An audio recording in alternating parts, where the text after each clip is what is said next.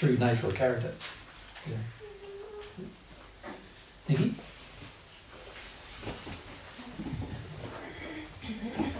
I've got a question about this whole thing, Jesus, with where does God fit in with all of this? Because when you've got so much stuff going on, sometimes like opposing stuff, and then you've got spirits around you as well. Yep, which complicate things a bit more. Which complicate it more. How can you hear God? Like, how can you hear God's voice amongst your own issues? And then, the very first thing that needs to be said about that, though, Nikki, is when we're insincere, we really don't want to hear God's voice. So that's where the majority of us want to hear what we want to hear. We don't want to hear anything other than something nice about ourselves. Basically, that's fundamentally what we want. So we're not prepared to hear God's voice about almost any matter, for the most part.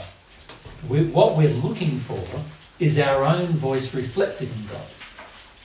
In other words, we're looking for our own opinions, for God to say, yeah, they're mine too. That's what we're looking for. We're looking for agreement from God.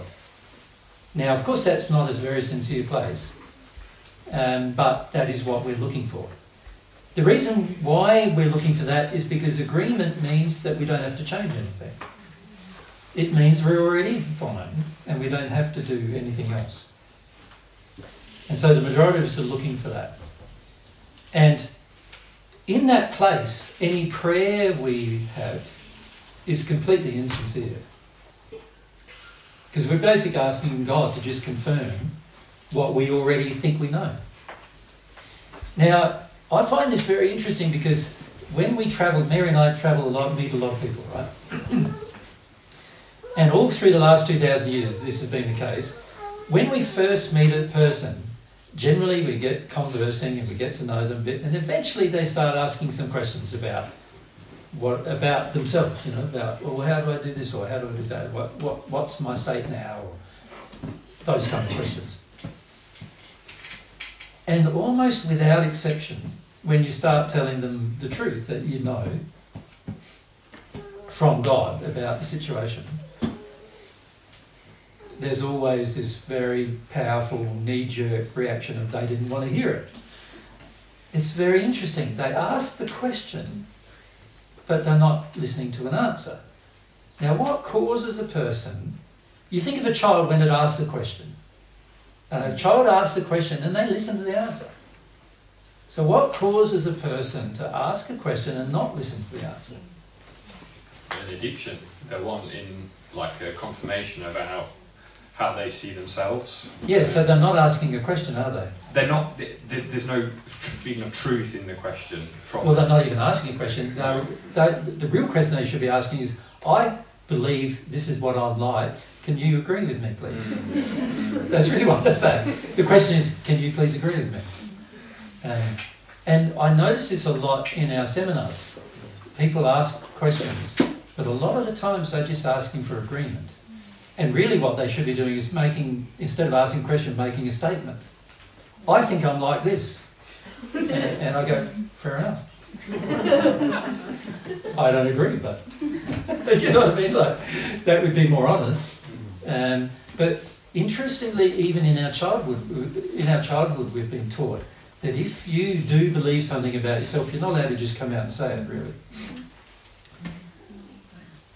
Far more polite to ask a question about it than it is to actually come out and make a statement. But if you think about it from a sincerity perspective, a lot of times with our relationship with God, we're making statements to God that we want God to agree with. But we're couching them as questions. And the fact that many of us do that when we're listening to divine truth is proof that many of us are doing that with God. Right? When you're truly asking a question, you are not going to be antagonistic towards the answer. Even if that answer is completely false, you'll be able to hear it and think about it and then work out whether it's false or not. Right? But when you're antagonistic in terms of you have an emotional response to the answer, after you've asked a question, it means you didn't want the answer. You wanted what you believe the answer should be, right? Now, most of us have that injury. And so when we ask questions as adults, we haven't got an open heart for the answer. We've only got an open heart to have an agreement. And that's the reason why we're asking it as a question. So these problems are problems that we face with our sincerity.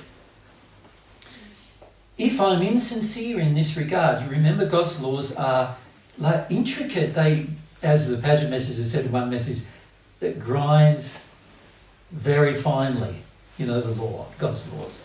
So when God's law is grinding through our questions, it's going, yeah, that wasn't sincere. Yeah, that wasn't sincere either. That wasn't sincere either. That wasn't sincere. Oh, there's one that was sincere. I can respond to that one. And God will respond instantly to anything that's sincere. And that is the thing to remember, that God is not going to be backward in coming forward with response unless you are insincere. So if the Lord and God is measuring my sincerity, and very frequently I am thinking I'm praying but I'm not receiving responses, then what I'm doing is not praying. Bearing in mind that a prayer is a sincere longing with God. So in the case of truth, it would be a sincere longing from God for his truth. That's what it would be. That would be a prayer for truth. A prayer for love would be a sincere longing for God's love. That would be a prayer for love, right? And if there is no response, that immediately tells us the answer. You weren't sincere. Right? And that's a good thing to know that. I find it interesting, though, that many people who have read the Paget messages, for example, go, oh, but, there are times, maybe we just didn't feel it. Or maybe it just wasn't, maybe God's going to take his time answering that. You hear that a lot, Why would God take his time? He doesn't need to take time for anything. He can answer anything instantly. Why does he need to take time? He doesn't need to take time. Now, he knows you might need time because you might need to sort some things out with your sincerity. But as soon as you are sincere, he will respond. Right? He's not going to delay any response for any other reason than the law measures you as being insincere. So this is the thing you need to bear in mind in your relationship with God, is that unless I am getting a response, then I've got to look strongly at my lack of sincerity.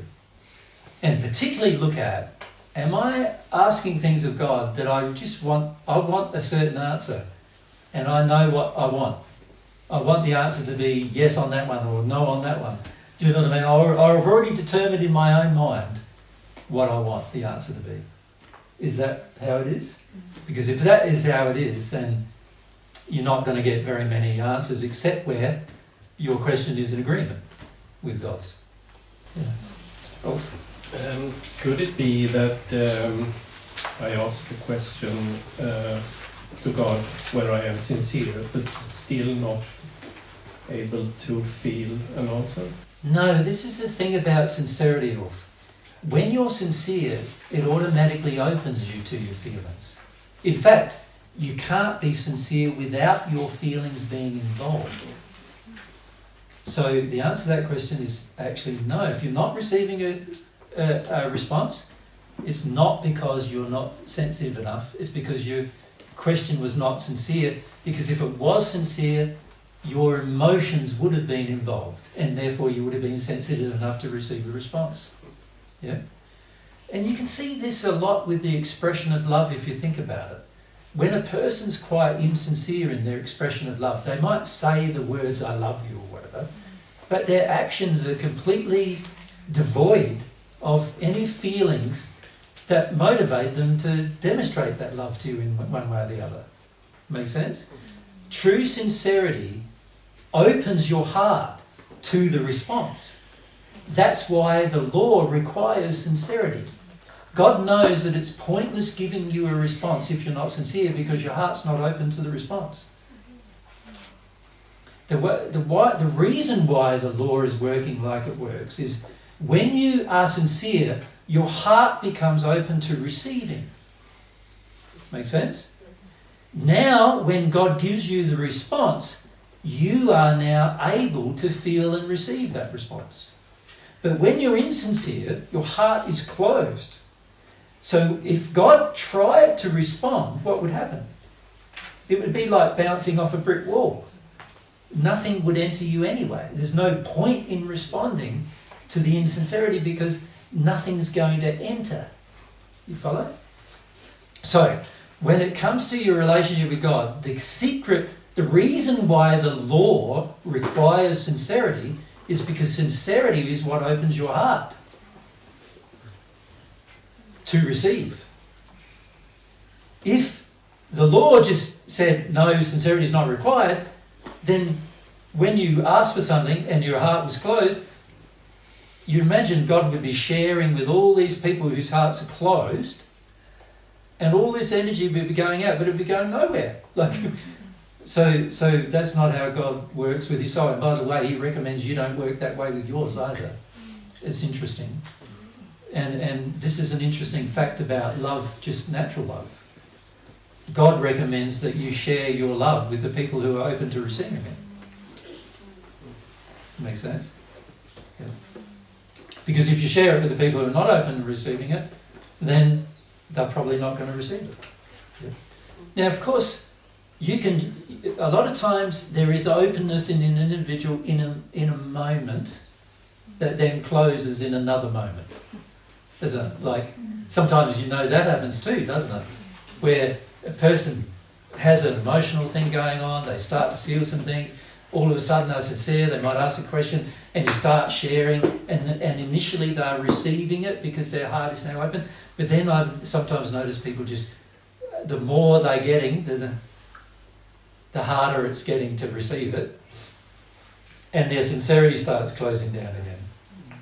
And then by the time that's closed, you've got to stop. Because nothing's going to go in now. Right? So I often feel it's sort of like an empty bottle of water, an empty bottle. And let's say the response is the water. Now, of course, if the lid's on, it's going to go everywhere but in the bottle, isn't it? Yeah? And if our soul is the bottle, it requires the lid to be off. And sincerity is what gets the lid off.